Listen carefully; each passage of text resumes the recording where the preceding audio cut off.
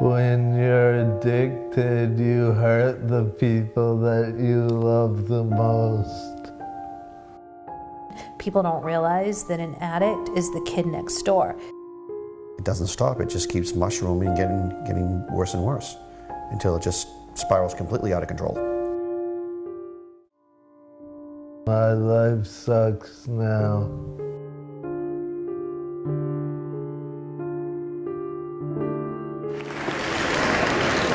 Cory James Pelosi.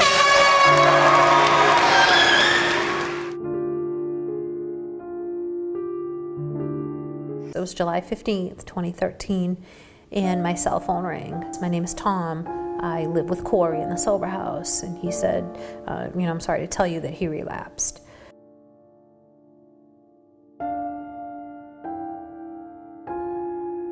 The neurologist came in there and pretty much kind of said, well, we think now he might live, but he has extensive brain damage, and maybe his brain is only functioning at 20%.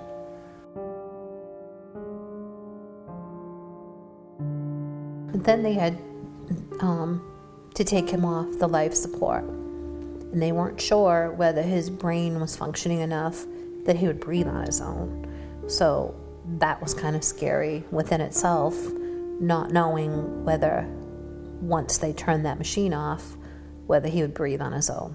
I remember when I woke up at the hospital and I had a tube down my throat and it hurt and I couldn't see anything except a white sheet.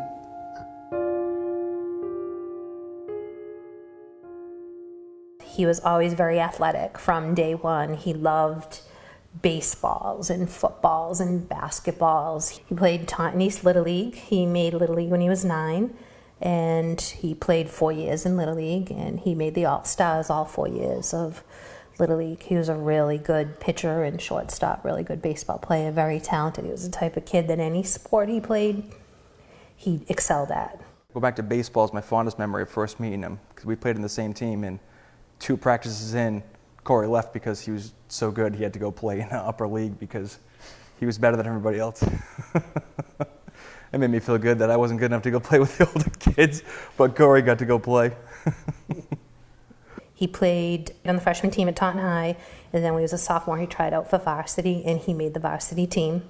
He also played freshman football, and as a freshman, he also played varsity. He was the kicker on the varsity team. He was a quarterback on the freshman and JV team and a kicker on the varsity team.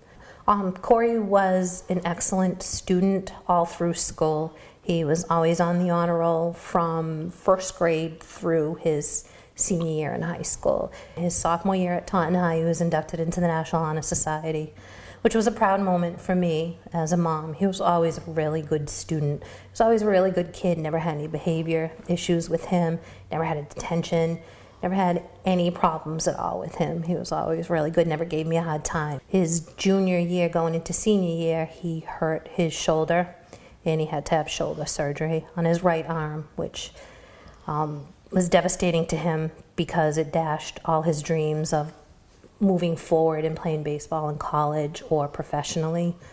And that is kind of that's the underlying reason for where the addiction started.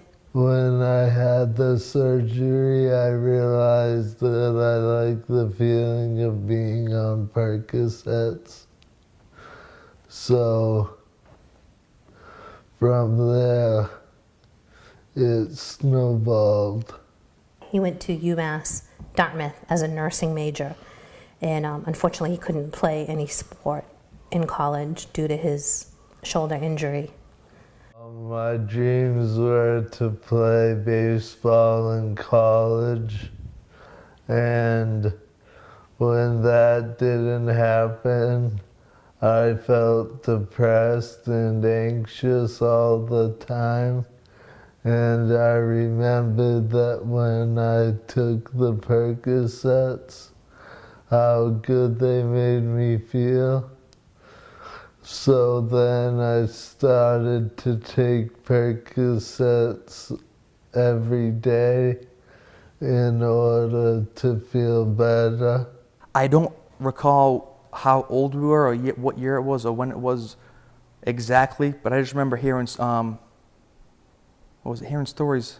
I don't know if it was from your mom or just your third party people or whoever it was from, that just like, you were into things and just lying and stuff like that, and again, like just like apparently like addicts do, I didn't really believe the stories. I'm like, I can't believe it would hold value because the way you were growing up. So it didn't really make sense. I mean, but even then, people change and we didn't hang out that much at that point. So, I mean, I guess I had to take it with a grain of salt that possibly. And at this point, this whole epidemic just happened. Well, happened to you. This is like a new thing. This is when it was just starting to be an epidemic in the state and nationwide. I think this is when it was starting to get uncovered for the abuse of prescription drugs, and to the point that people were doing harder drugs like you were doing.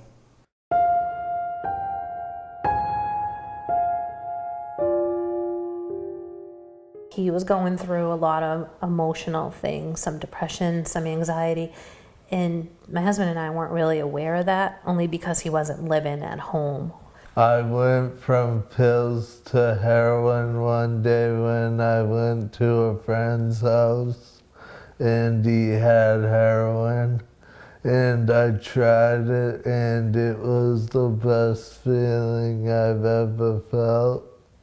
We knew that he had a problem with prescription pills, with Percocet and Oxy, and we were trying to deal with that, but nothing prepared us for the moment that we found out he was using heroin. It was Christmas Eve. Dave pushed the door open, and he was in there with a needle. Doing heroin was me chasing that original high the whole time. Some people call it chasing the magic dragon. If he was using every day and he was out at his grandfather's house or out socially or working a job, nobody would ever know, because it comes a point with heroin where they don't use to get high, they use to get by, because if they don't use, they're going to get sick. It's something that you could easily hide from someone, that it was so minor at the time that you wouldn't even know he was lying to you, even though it might have been more severe than I would have even known at the time, because it was, like I said, it was something new to me. I hadn't been exposed to that kind of stuff before, so how could I ever look at him and assess telltale signs of what addicts do? Had I known how bad it was, and it was brought to my attention more facts and a more background story of what he'd been up to, I wouldn't have just kept my mouth shut about it.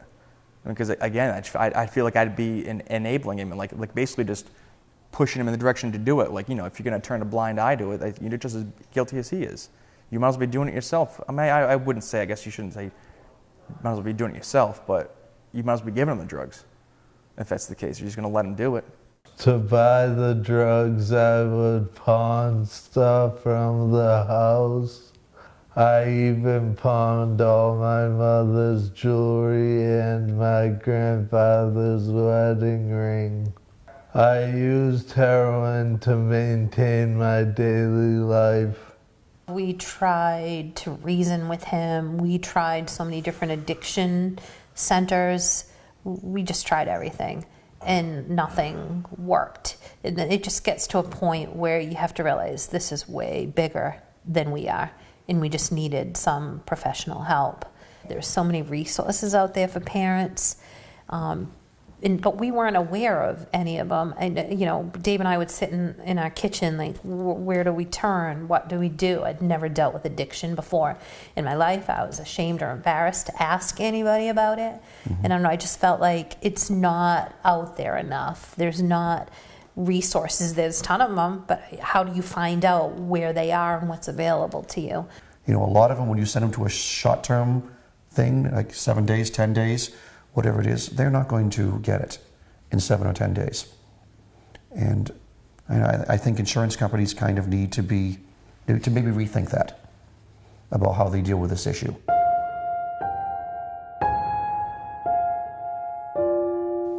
He has balance issues. He does have a lot of falls. If he moves too quickly or he bends over, he will fall.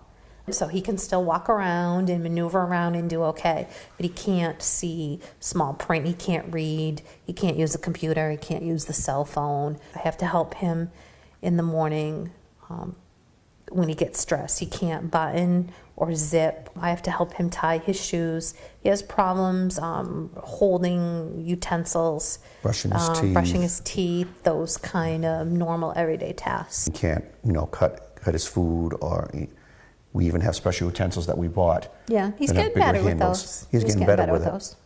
But it is a difficult time for him just to feed himself. We try to do a regular thing now, taking him out once a month to dinner, just because we know he's cooped up in the house all day. So once a month is the least we can do. And he's definitely gotten a lot better with that, going out. But he's still, he's got his disabilities now, because now we go read a menu and you gotta sometimes read it to him and let him know what's what as far as ingredients. He's got special utensils to take out. So it's, he struggles with a fork and a knife, and he's got a cup he's got to drink out of with a top on it, because he doesn't have good motor skills. He might spill it over himself.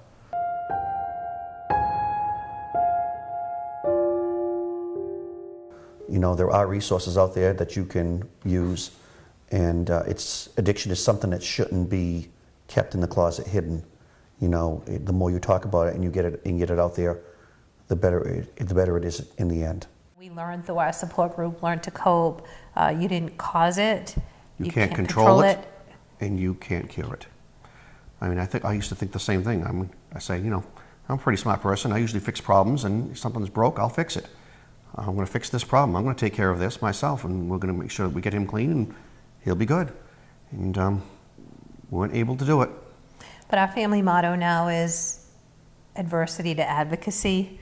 And, I'm really proud of Cory. He's done a lot of advocating for this disease. He's gone up to the State House in Boston, and he testified for Governor Baker's opioid bill. He met the governor. He's met with Maura Healey, the Attorney General. He met with the Lieutenant Governor, Karen Polito.